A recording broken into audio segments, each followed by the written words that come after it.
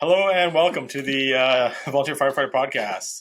I'm here with two fire friends. I've got Scott. Hello. And I've got Ash. Oh, hey there. So what have we got today? We have news? No, not really. Did we actually come up with any news other than there's some nothing fire related, but grizzly bear attack in Banff, which is is that actually Alberta? Is Banff Alberta or is that BC? No, that's Alberta. Yeah, I always thought it was BC for some reason. I don't know. Anyways, in Alberta, Banff, some hikers got attacked by a grizzly bear. I think the police either are looking for the bear or shot the bear. Bear's gone. It's dead. Put down. So, yeah, I'm going to stop there. Okay, so that was news. All right, moving on, Todd. Yeah, 3 died. It's sad. Sucks. Grizzly bears are a thing. I'm a hunter, so I think the grizzly hunt should be back on. But we're not going to get political. Anyways, moving into... we've had a long night already. Let's talk about our week of calls. We've had a few interesting calls, a few very lucky calls that we've all done. So who wants to start for you guys for some of the MVAs? Yeah, I can grab one of them. So, whatever day it was last week, we got called out for power lines down. So that was the initial call. So, Scott, you're a duty officer, but you couldn't get out of work. You had something going on that day. No, I was actually at lunch. Oh, okay. But I was listening to my power lines down. Yeah, that's a two-person job. Yeah. So, I go beetling down to the hall. I grab the officer truck, and I'm responding up to the area where they say that the call is, and I can see my phone buzzing, and the guys are like, that's weird. The power flickered, and then moments later there was a call, and generally lines just don't come falling down for fun. So what is causing this, right? Okay. Yeah, there was no wind.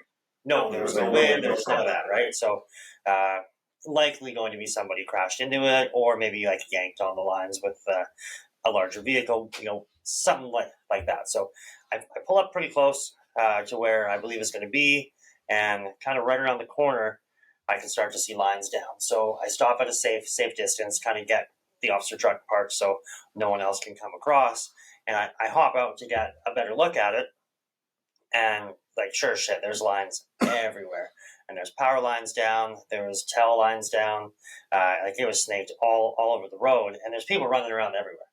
And I'm like, stop moving. Everybody stop moving. Because there's power lines down, there's transformer that you can see that was ripped off the power pole on the other side of the incident. It was some pretty heavy, potential to be a mess, and there's people walking in the scene. So immediately I'm trying to yell at everybody and say stop, do not move, don't get any closer to it.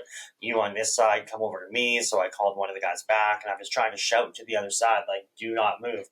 And they're telling me there's a vehicle in there. I'm like, yeah, I get it, but I can't come any closer. So at that point I radio to the hall, and I got the next arriving unit to come around the other side. Because still, I can't see it from my side, but I'm not about to leave. So, I'm just going to post up here and get the other truck to come back around the other side. And this was this isn't the major highway. This is off to one of the rural side roads in all the farms. So not a lot of close side access streets either, right?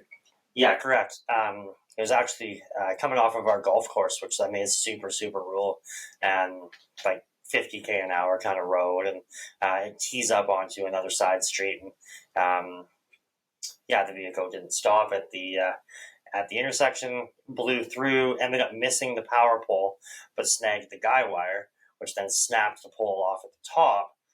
Everybody managed to self-extricate, so there was no major injuries to any of the occupants, which is really good. Because it yanked the transformer off the other pole, it actually tripped the main breaker down at the highway. So there was a whole ton of people that were without power. So when they walked away, but as we know with power, these things can try to re-energize if it just bumped it. Because I didn't see at that point from where I was, I couldn't see if there was any lines broken. I just saw that it was ripped off the pole and like down. So we were concerned, but I'm like, hey, if this thing tries to re-energize and there's lines draped everywhere, we're not going to get, like I'm not about to send anybody close until we know that, Fortis comes in. That's our electrical supplier. If they come in and deem it safe, especially knowing that everybody's out of the vehicle. So it was a huge mess, and we were there for a while. Like, power lines down is not a fast call by any means. So like our actual skill set on this call was really low, but it had major potential, and there were so many people crowded around the scene that, again, like major potential. Yeah. And so when you first arrived, you came in access from the north. Yeah, correct. So I was accessed from the north, heading in towards like the south. I was heading south, and I got posted up. However, however many 100 feet away from the scene, blocked off access. There was no other way in or out, and I basically parked at the last driveway, so nobody could come in or out of the scene. And then, again, I got the next driving unit to come from the south towards the north. And again, that would take care of any access and any traffic coming from that side. Actually, one of our officers was working in his work truck, but he was coming down off the mountain, and ended up posting up at the high side of the golf course road. So we basically had the scene managed pretty quickly, but again, like no one in, no one out. And we were still waiting for BCEHS, for RCMP, and then obviously for Fortis. Yeah, because I know the ambulance access that same route you came in from as well, the first arriving ambulance anyways. And then, of course, I think you guys got them to relocate around from the south. And that takes a bit in that rural area as well, just to send those resources around to where some of the other people are standing. So logistically, that's always quite challenging because we know the step potential for and the distance we need for lines down. And it seems like most MVAs, if we have lines down, and once we are confirmed they're down, it's fairly easy to access from either side, like your typical highway call, right? But that one, you can't just sneak by through the orchard. Yeah, 100%. And so I had myself positioned at a safe distance on the northbound side, but there was other intersections further to the north, which, as some secondary arriving units came in, I got them to post up further north from me just to block anybody else from coming as well. And that's actually where EHS went and was doing standby until we could deem that the scene was safe. So just like Todd was saying there, like for them to reposition themselves, it's like a multiple kilometer drive around to the other access point, right? So like they're basically sitting there, and then we end up saying, hey, like, scene safe. I relayed that out to the crew that was out on that point. I got that info over to EHS because I was about to, I actually was going to call dispatch, but then the guys in the bush truck let us know that, hey, they are now arriving on scene and they are positioned here waiting to be safe, and then they can come in. And I'm like, yeah, like they're not going to get access because there's so many lines flown across the road here. Let's get them to come in from the south, and they can get a lot closer to the scene now that we've deemed that the scene's safe through Fortis. Yeah, and I find like in a lot of ways we're stuck going through dispatch, and then dispatch gets a hold of ambulance dispatch gets a hold of the crew, and there's a bit of a delay. When I was at the coast, we had a combined events radio channel, which all agencies could switch to a common channel, and we'd use that as our talk around, which was super handy. Like we have the ability to switch over on our radios for ambulance as well, but we can't actually transmit. It's only listen only, which is quite challenging. I know I was talking with Vic, our unit chief, and I think I have some discussions with you guys to try and clear that up, because I mean, it's the downside of that is that now you got some other agency talking on your channel, on your TAC channel. However, it's a good option. Yeah, I think that's, having the ability to speak to, you guys, that side of life, could definitely have a lot of, really good bonuses. I don't really foresee, anybody from BCEHS like over speaking. Like that's our job. Like we always cluttered up comms.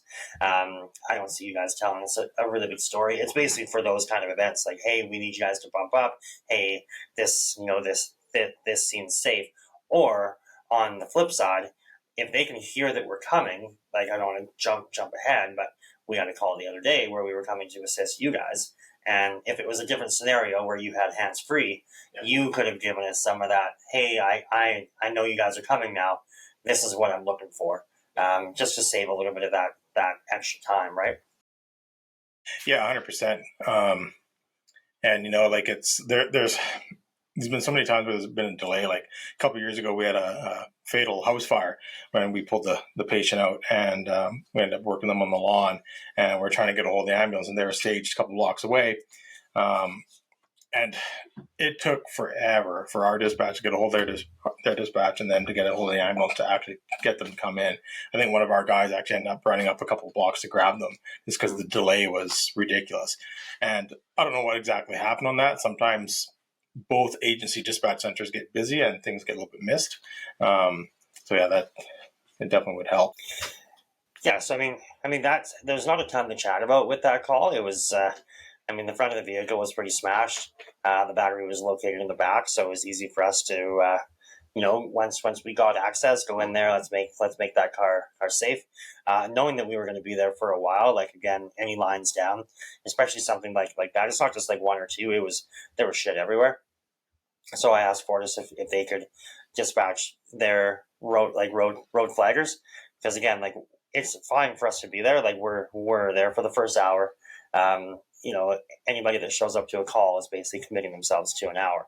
But like looking at the scene, looking at how much work they had to do, talking with one of the guys, knowing, hey, this is going to be a pretty lengthy scene. Can you guys dispatch some of your flaggers? Which they got one or two coming down from Penticton, which was probably going to take like 45 minutes. But one of them got on scene first. As we were about to break scene, they're like, yeah, we're just going to shrink this scene up now. It's safe now. Let's make it. It was like 20 or 30 feet from the intersection.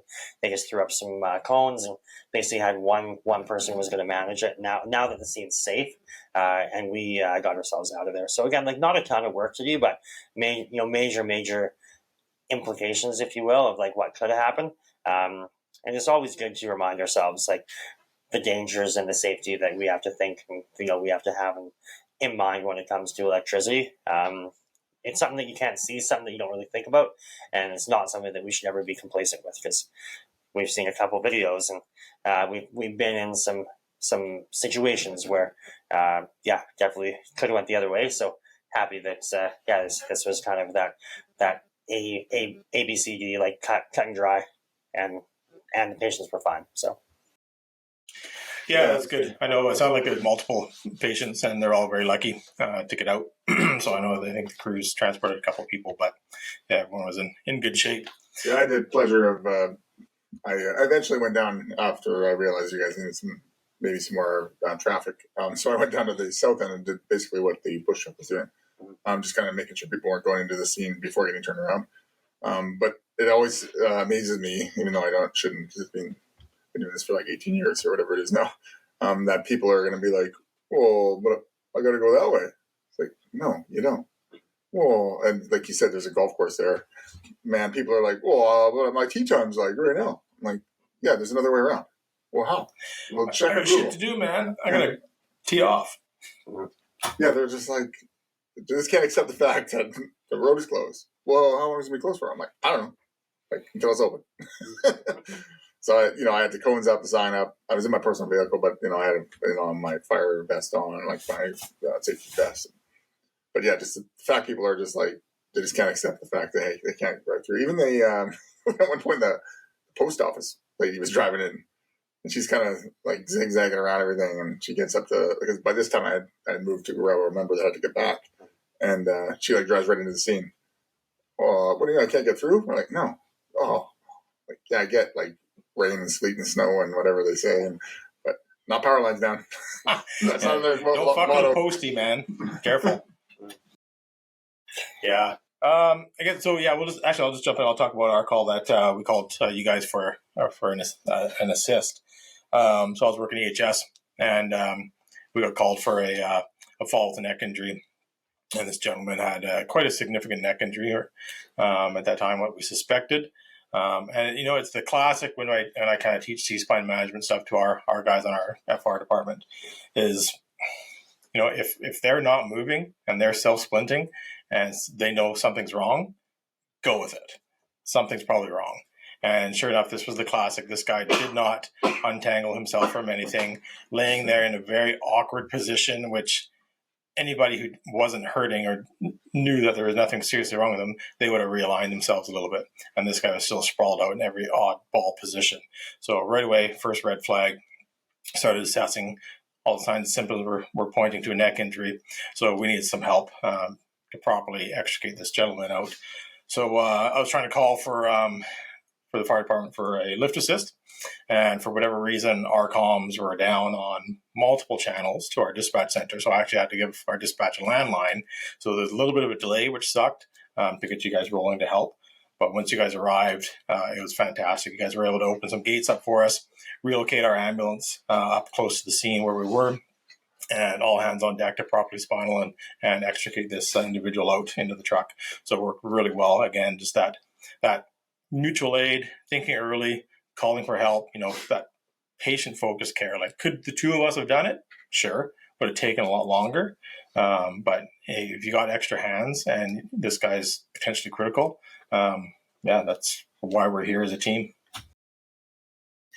Yeah, that was another one. It was on our end of it. It was, basic. We were just the people that were there to lift up heavy things, put heavy things down. But in this case, it was do all of that, but do it, gently and very, very methodical. Once we got on scene, you already gave the instructions to the deputy that was there first. He relayed the info to us in our truck. I shot up one of our FR attendants immediately, and then got the second one up there right away, and both of them were switched on, ready to work, ready to take any sort of direction well, and they got themselves right in there, help with some management, and then the rest of us kind of folded ourselves in, got that clam out there, got the patient rolled. Anytime that you're that concerned with spinal, like many hands working in unison makes so much more sense. Like Todd's saying, like let's just utilize that resource and having people that are there to help. Like Todd said there, that patient focused care. Take an extra couple moments to get the extra hands there is going to be, the potential of a much better outcome for that patient. And we didn't do anything amazing, but it was just everybody showed up and worked and did what we were supposed to do. And hopefully the patient has the best chance of the most positive outcome as possible. Yeah, 100%. And I can't reiterate enough how much the importance of having trained help for that. Like, we had people there. One lady was a nurse, and yes, we could have rolled the patient safely. But the problem with using untrained people is they tend to do things too fast, too far, and don't listen to direction super clear. So we needed to move this person extremely slow, methodically, and just small rolls for what we were looking at. And without having trained FR people there, it would have thrown a lot of wrenches into it. That's for sure. So kudos to you guys for coming out and helping. It worked awesome. Scott, do you want to talk briefly about the other MVA the other night? It's been an MVA theme, and actually before that powerline call, you guys had another MVA. Yeah, that one was, super, super basic. Vehicle exited the roadway, took out a couple vineyard posts, came resting to a stop in front of a orchard tree. I don't know what it was, like old like thick cherry tree or apple tree or something. Likely more medically induced, just kind of like veered off the road, was slowed down by a couple of the smaller posts that he hit. Did some quick assessment, did your guys' crew, and then just packaged for transport. So again, that was just bread and butter. Let's make sure the vehicle's safe. We controlled the scene because it was, once we all got on scene, like if everybody parked perfectly, we probably could have kept traffic rolling. But when there's a lot of hands working, let's just get that road shut down to single alternating traffic. We just let dispatch know, hey, this is what we have going on. It's going to have a little bit of a interruption in flow for a bit, but just let ambulance do what they needed to do. We looked after the vehicle. I think we were probably in and out of there in like 20 minutes, but yeah, it was definitely the theme is, the old motor vehicles this past week. Yeah, it's funny. We were going from like wildfire right into our MVI season again. I mean, usually fall, winter, we start getting these rains again. And then, of course, the winter season shit goes off as well. But seems to be the theme. We as well had a couple of minor MVAs the other day. One with huge potential rollover we were told the patient was trapped. We got up there and he just couldn't get out. He was standing there in his vehicle on the side, right? Very simple extrication to pop him out. But a number of years ago, the Penticton Fire Department had to go back to a house and look for a penis. Did you find the penis? No, I think the dog ate it, actually. Yeah, swear to God. Anyways, yeah. I remember looking for a foot once in a cherry orchard after harvest. There's that motorcycle accident and the guy's foot came off. He like car clipped it. Like he was cutting too close to the center line. The car had hit the foot peg, and we're like the guy was like the paramedics were looking for it. Like, we got to find his foot. We got to find his foot. So me and another member were in this cherry orchard, and like a cherry orchard after the harvest looks like a horror show. And now we're like trying to find a foot, and turned out I was actually still in his riding boot. The foot, but yeah, that was an interesting because I remember the second truck arrived and they're like, "What are you guys doing?" We're like, "We're looking for a foot. Come on, let's help us." What does it look like? I don't know, a severed foot. Yeah, it's got a few toes. It was the left foot or the right foot. Well, if you find more than one foot in this orchard, let me know. That's probably the only foot you're going to find. Oh man, yeah. Actually, no. I remember I got sent up. We're just tasked looking for a hand as well. The ambulance was freaking out looking for a hand that was severed from a motorbike accident. The guy went through a barbed wire fence, and it turned out to be it was just actually wrapped up and tucked in his jacket. And they couldn't quite see it. It was still just attached by a little bit of skin. But yeah. Anyways, yeah, these things happen. Limbs getting cut off and dogs chewing on a bone. This is our life. Okay, moving on. Training skills. So every year you guys go through kind of a yearly training skill evaluation. I believe you guys did some of that the other night. Want to tee off on that? So yeah, we talked about this before. It's a because we have in BC we have the playbook, or what it's called now, the training, the skills. It's called firefighter structure skills. Basic minimum standards. Skills for my fire friends. Yeah, it's the minimum standards. It used to be called the playbook, but now it's called the minimum standards. So they've essentially taken the 1001 and divided it into three parts. So there's the exterior only, interior, and then there's full service. So essentially, these skills that we do on this night are all based on that exterior level. It's just like I call it like a requal for exterior skills. Because the interior stuff is more, we have to have the burn building going and everything. So these skills are just kind of the bread and butter, the thing you learn, first few weeks when you're a firefighter. In years past, we actually had 9 stations, and I kind of found those to be they were almost too short, and there wasn't enough members. Like, there'd be a lot of downtime for the guys that were running each station. So what I decided this year is to actually drop one skill, because we had 9 skills. I wanted to drop it down to 8. One of the skills was RIT, which is obviously not an exterior skill. So we dropped that down. That'll be another night when we do a full RIT practice. So the skills we did, we had 4 stations, and I kind of try to combine them that would make sense. So station 1 was where I was at. It was PPE, so they had to don their turnout gear under time. So we timed them. We didn't give them like a cutoff time. We timed them and just like, okay, they're kind of racing against themselves. Like, they obviously couldn't take them 5 minutes to put the gear on, but they're all around that 1 minute mark, which is fine. And then we got them to go on the truck and don their SCBA while in the truck, doors closed, as though we were going on call. So they went through that, and they got off. And this time I actually made them, like years past, I got them to put their packs away. But because they're kind of both combined, I got them to keep their masks on, not on air, just their masks on and their pack, just to get used to that kind of moving around with the pack on. And then the one that we attached to it was basic hose. So they started off, they had to pull a 2.5-inch hose, 50 feet. When they hit a mark on the ground, I got them to standing solo run the 2.5-inch hose.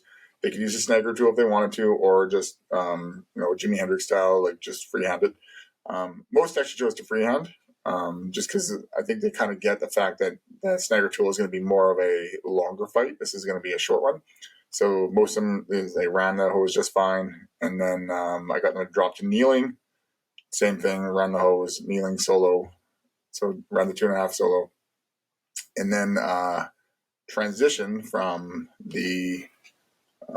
that 2.5, they had to unscrew the smoothbore nozzle, screw on the 1.5 inch, and then run the 1.5 inch standing, kneeling, and then emergency prone as though the fire is going over their head. So emergency prone. One of the guys said, "This emergency prone thing's kind of comfortable." I said, "Yeah, actually, I did it twice this year. I think I did it one. We had that trailer fire. I was trying to get underneath the fire, so I actually went prone, and there was another time I went prone, and it's actually I always thought it was kind of a funny thing to do, but it's actually quite comfortable. And actually, you get some pretty good angles with it. So, anyways, that was basically that was the one skill station. So all that was just done one after another, bang, bang, bang, and all done like solo firefighters. So there was 3 or 4 people per group, and it took each, it's like 15 minutes, 20 minutes for the team to get through the whole thing, and then they moved on. With the prone skill, it is actually super important. Like I know one of my friends, full-time Department of the Coast, what they practice when they're doing below grade fires, going down a stairwell, is they'll take the hose and they go prone head first, right down low, and just haul ass with the hose line in that low prone position, and just rip down there, and then they can simply turn and action things if they need to. And they say they found it very effective and it's still very safe. Because remember back in the day, it was always like, oh, go backwards and sound every fucking stair and all this bullshit, right? Like, come on, like use your head, right? There's other things. If you know where the fire is, you can safely get down things. So I said that's kind of their go-to, and they know where they're going. Is they tuck that hose down, get it down, and just start ripping guys down really fast. It's pretty effective. Right. Yeah. So those are the basic skills of that those two events that are now combined into one, and then they moved on. And I don't know if you were the number 2, Ash, but you can talk about your station. Yeah, so myself and Adam, one of our other captains, we ran PPV and forcible entry. So we had our forcible entry door set up, and basically, like, we're just going to make a quick push in. So we have a door locked. Once we made access, we had to get the fan set up and get that up and running. Talk about the proper distance away, when not to apply the fan. So yeah, teams kind of worked as a team, and we cycled through. Everybody had a chance to be on the fan, on the tools at the door, and the backup person at the door.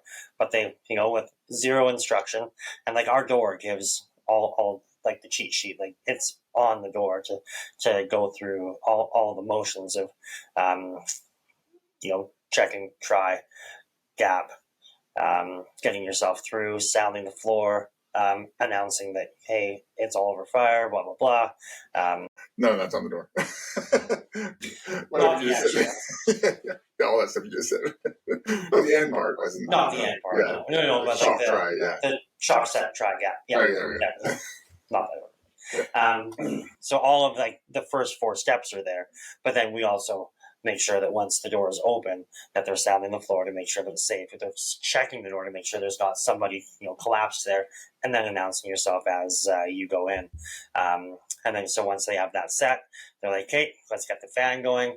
You're clear to vent." So chatting about you have to have a vent team established. You have to have that that flow path open, prior to engaging the fan, and then getting the fan set up. So we talked about the WTF, windows, and then fan, but then we also went on. So that's kind of a check, the ABC's checkbox of it. But then we also talked about, hey, like what happens if, now that we've got through this, because like ours was actually pretty fast once you cycled through it. So we started to talk about what happens if there's a door closed on the inside. Like what are those clues that you'll see? If you pressurize the house and nothing's really coming out the backside, is there things that we can do? So we did talk about bumping that fan up and getting that nice like 12-ish inch gap at the top of the door to allow the smoke and gases to escape. And then once that vent is in place, whether that team is inside and they've opened the door, and now it's flowing, you can then move that fan back and get that perfect cone formation over the door, so you can really pressurize the building and get the best possible vent going. But the guys were all pretty dialed on it. We did have Scott put our like newest rookies in one group together, and by design, because there's some of these stations that they're still not like super trained up on. They've all seen it, but not a ton of reps through it, right? So as much as we were saying like pass fail, it was also an opportunity where we can walk them through and spend a couple extra moments with them. So that was ours. Everybody made it through. There was no failures, which is always really good. Definitely, some things that we can visualize and see. Hey, like we've got a couple things we should probably maybe freshen up on, but everybody did really good.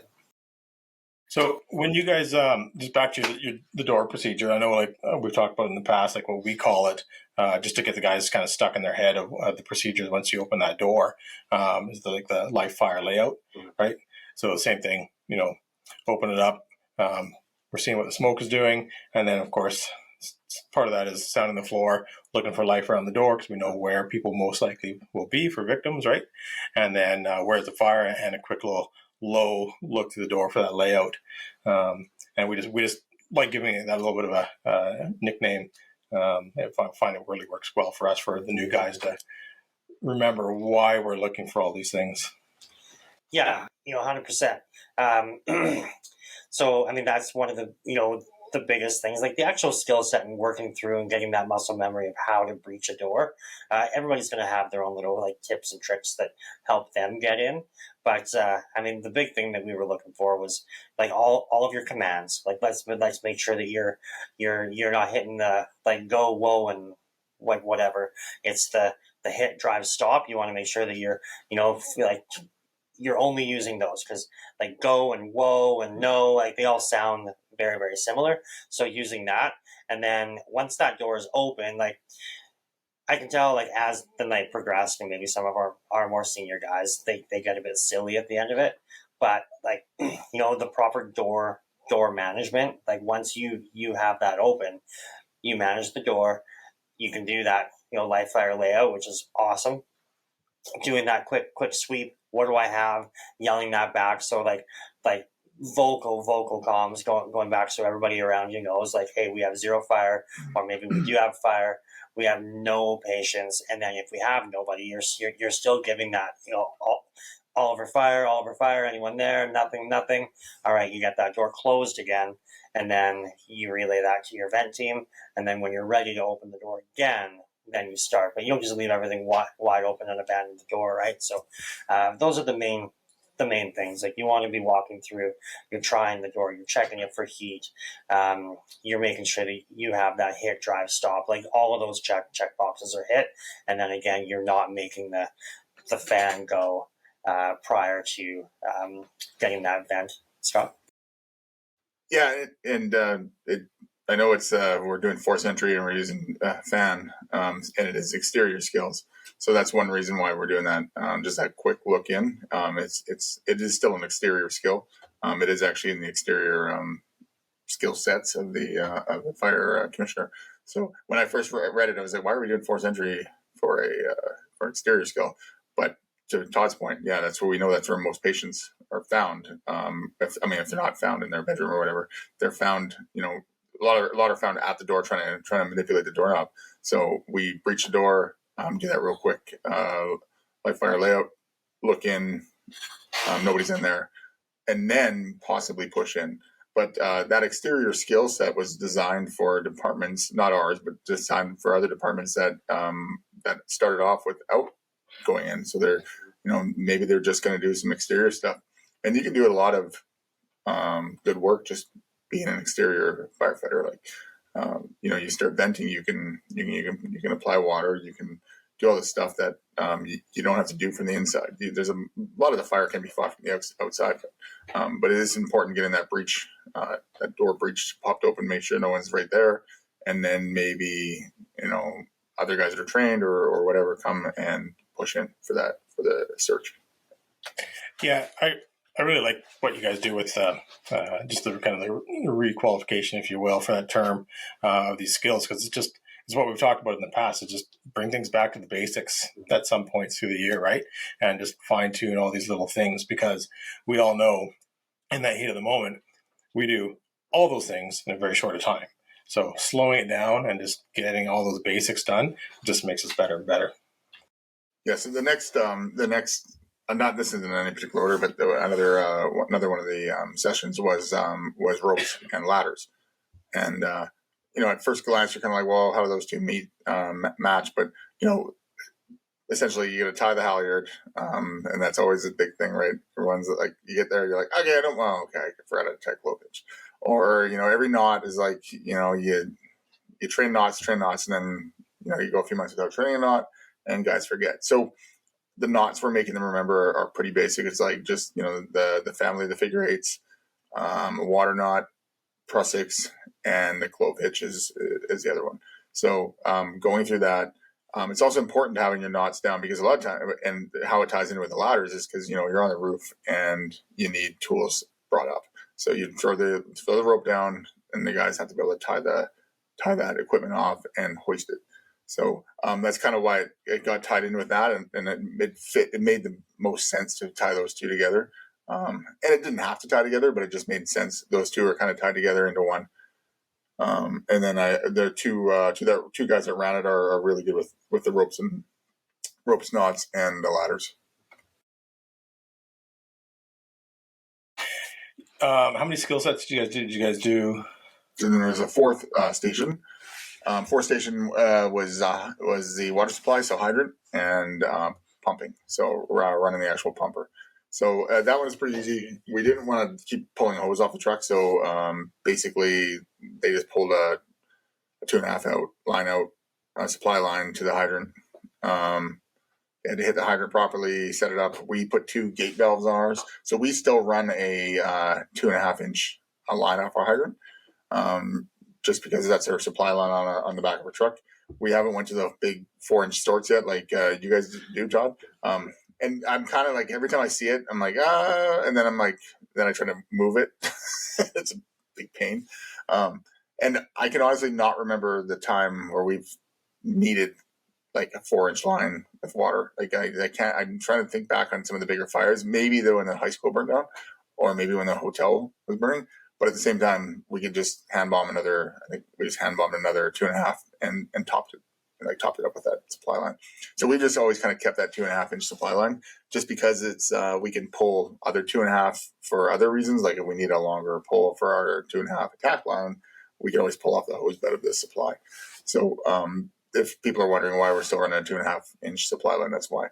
But what our go-to is for that, to ensure we always are ready, we tie on 2 gate valves, 2.5 inch gate valves. So we don't just run one; we run 2.5 inch gate valves, and that way, if another truck's needed or if a tender's needed to fill up, they can fill up right there. So that was the deal with that. Is they had to do proper foot placement for the hose coming off the truck, even though it wasn't coming off the truck, and then tie in the 2 gate valves, attach the supply line, flush it, attach the supply line, and then move down the line and put a hose clamp on. And then while all that's happening, another member is on the pump, starting the pump, getting it ready, and they had to push, I think Rob had a forestry line connected. So just push some water out of a line just to get that pressure up.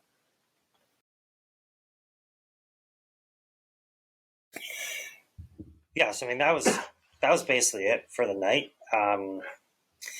We went, it was about hour and a half, 2 hours, kind of spot on what kind of we always figure it's going to take. A lot of like quick reps of very basic skills. And I really like doing it in the fall, like we just did, because we are getting ramped up for our live fire season. And like these are all skill sets that, we do. It's our bread and butter stuff. It's nothing's challenging, but this is the bread and butter stuff that like if you don't do it, you can still get rusty, and like that's okay. Like we're not like we don't get to train every single day. Like like some of these skill sets we might not brush up on for another couple months, and you're doing it every single time that you pull a hose, that you throw a ladder, but you're not getting, I guess, instructed or watched or whatever. There's no chance for like, hey, like maybe try doing this, maybe try doing that. So when you can just kind of stand back and like we don't. When people are doing so, like if somebody were to come up and they missed a step doing the breach at the force entry door, like we don't go in there and be like, hey, no, wrong. You let them go, and like they did what they were supposed to do, and then we'll say, hey, like, is there anything that you think that you missed? And if they can tell me right away, like, okay, good. Like, I'm not going to make you start over again. We're not going to reset the entire thing. If you can tell me what was wrong, great. Like, there's nothing wrong with that. And you're still working as a team. So again, like if you're up there doing the breach and you have your backup and your backup person catches, hey, let's maybe try this. Hey, let's not, let's not forget to try it first, right? We don't have a doorknob. So that was one thing that everybody always forgot is like the try, right? So they would go maybe checking for heat, and then they go straight into like they know it's locked because they're being tested on breach. But like saying, like speaking, so like after the first group went through, we're like, talk us through every step, like what you're doing, vocalize what you're doing. Step one, I'm checking for heat. I want to know what's there. And I don't care if you pull your glove back and check with the back of your hand. And if you do that, tell me why you use the back of your hand. So I'm not going to burn my hand, so I'm still in the fight, even if it's hot. Or rip it apart on a piece of steel that one of our guys did. Absolutely. So one of our guys wasn't watching, caught a sharp edge on something, and I mean, it's not his fault at all. It was dark, and I mean, it's a breech door, so it's got nicks and bangs and a couple of the bolts holding through the handle on the other side, and ended up cutting himself pretty good. So I mean, you can be injured, and that's why I use the back of your hand and not the front. But if a guy also said, yeah, like I got my partner on the hose and they sprayed the door and there's no effective heat. Okay, perfect. So that for me is good enough. Like you're talking about checking, so I don't care how you do it, as long as you're checking, right? We didn't have a hose there. We didn't have somebody on a nozzle, but everybody vocalized it that, hey, I would have a team there. We're on our way in, blah, blah, blah. Okay, perfect. So again, like if you fail, but you can catch what you did wrong, it's still a pass to me because you and your team figured it out. And 99% of the things that went wrong was people didn't try because there was no knob. So it's not designed to have instruction. So it goes really, really well. And again, being in the fall before we go back into the live fire, I think is great because it's just getting ourselves and getting those skills kind of like re-energized before we go back to live fire burning.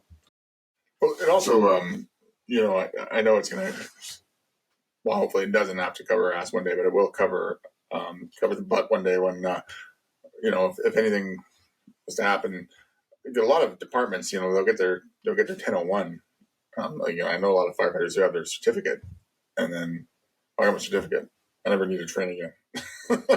So, a lot of departments will, obviously they will train all the time, but I don't think it's very often they will do a full requal of those really basic skills yearly. And that's kind of where I took it from. I took it from, I'm watching law enforcement guys qualify with their pistol every year. It's a very easy qualification. They just have to hit certain marks. It's not, you're not a gunfighter. You're not, it's not like advanced tactics. It's literally like the basics of how to shoot your firearm safely, properly, hitting a target. and there's some marks to hit. So that was kind of the idea when I kind of made this thing, and I think every year guys kind of like it. It's kind of like that reset, like you said, it's a reset for the year.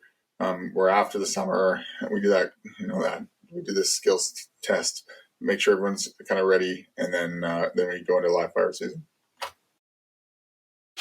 Yeah, like I said before, I think it's fantastic, kind of grouping things together like that. Instead of just kind of in a couple of nights or one night, it really brings back just the basics and just reinforces that team building and all the steps that we need to do. So I really like it. One thing I want to bring up, one thing we just started practicing with that's new to us, we don't have it in use yet, is we got one of those car fire blankets for electric vehicle fires. So we purchased the Darley brand car fire blanket, and it's pretty simple use. It's kind of 5 steps. You're going to flake it out with SCBA. You can do a 2 firefighter method or a 4 firefighter method to deploy it, and basically just float it right over top of the vehicle, tuck all the ends in, and then cool it and check it with your thermal camera and Bob's your uncle, right? So our next step, once everybody's kind of used to flaking it over some of our sims and some of our cars, is we want to get it up into our live fire evolutions that are coming up here this month, and then see how it actually uses. We got one of the multiple use ones, so I think it's good for 30 vehicle fires.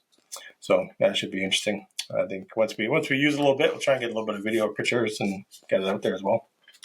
And you mainly got that for EV fires, not for regular car fires. Yeah, I think our go-to is going to be for electric vehicle fires. I don't know what how they're going to actually want to put into operations yet, but yeah, I mean, you can basically use it for any vehicle fire you want, but whether they want to keep it for EVs or maybe it's just going to be special use deployment if we have limited water source or whatever. Say we have one up just out of our district and forestry tasks us on it or something. Maybe we can use that. Who knows? We'll see how it kind of unfolds in the months to come. Any more guys to chat about? Or we jump into some shout outs. All right. Ash, Modus. Yeah, Modus claim to fame is going to be their snagger tool, but they have so much more now. Scott's been demoing the radio strap. You can probably do a good show there. Working out really well. I've been rocking that for a couple weeks now. I'll take that over on Thursday and see how I like it. Yeah, Todd's on his patch. But yeah, they got force entry gear with their wedges, their heavy hitter. They've got right next to you there, Todd, to your right, it's going to be the X glove for Auto X. That's becoming the new normal for all of us. That's going to be our new issue Auto X gloves. So as we need, we are resupplying up with those. They've got their passive entry kit, which I actually just cleaned up off the table here, but they got a bunch of stuff for passive entry, which is great, and a ton of their textiles. So check out their social medias. Check out their Fire Life video, which we're super pumped to be a part of. And if you like what you see, use discount code DTFF5 for 5% off your order. Awesome. Scott, stop the bleed. Yeah, if you're missing a finger, stop the bleed. Little tiny tourniquets. There's no tiny tourniquets. Yeah, stop the bleed. 3 methods of bleeding control are direct pressure, wound packing, or tourniquet application. If you're going to use a tourniquet, use a good one. Yeah, if you want to become an instructor, stopthebleed.org, or check your local stopthebleed.com. There's .ca, .australia, .everything. Basically, in your region or your country, look it up because each one has slightly different curriculum to it, and it's all free. 100%. And on that as well, if your department's not doing it, get one of your training officers, somebody, or if there's a medic on it that wants to be the lead on it, take the course and the training, get everything set up for your department. You make really easy props. You can check out our YouTube for some of those prop ideas and tie it into your FR practice. We've tied it into a lot of our stuff, and it works really well. And then the other thing is throw in chest seals, man. Chest seals, they're a simple dressing. They're totally underrated. People don't use them and talk about them enough. But yeah, this should go hand in hand. Wolf Tree Coffee. Ash. Yeah, 100%. Wolf Tree Coffee. We're drinking the heck out of it. They got tons of blends. We're really partial to the initial attack blend. Every pound of initial attack that they sell, $2 is donated to the Honor House Society. So it's a cause that's pretty near and dear to us. So they are shipping. Check them out on their social medias. They just did a big push out. I think it was International Coffee Day the other day. So we made sure to share that because we're a really big supporter of theirs, obviously. So check them out online. They're on the Facebooks, the Instagrams, and they have their website, wolftreecoffee.com. Like I say, they are shipping. They do Okanagan, BC here. They do deliveries up and down the south, but they will ship to you as well. So make sure we give them some support because it's a heck of a product. It's a great local company, and again, with that, with the initiative there to support the Honor House Society, it's an awesome thing to support. So, Yeah, absolutely. Then, of course, you got us. So check us out on the Facebook site, Instagram, TikTok, YouTube, and we still have some shirts left over. So go on to our Facebook and you can do the DTFF store. We'll give you a link to our shirts. Oh, Scott's got a shirt there to show you. Our Moose shirts. They're pretty awesome. Thank you to all of our listeners who have purchased them and are sending us some social media images and whatnot on them. We love seeing them out and about and getting pictures back from wherever somebody's rocking the shirt. So really appreciate everybody for that. And we will ship it anywhere. So reach out, send us a message, and we'll get that off to you. Any more? Ash? nope. Thanks a lot for listening. Have a good night. Scott? Have a good night. Scott's trying to work his microphone. All right. As always, stay safe, stay DTF. Thanks. Good night.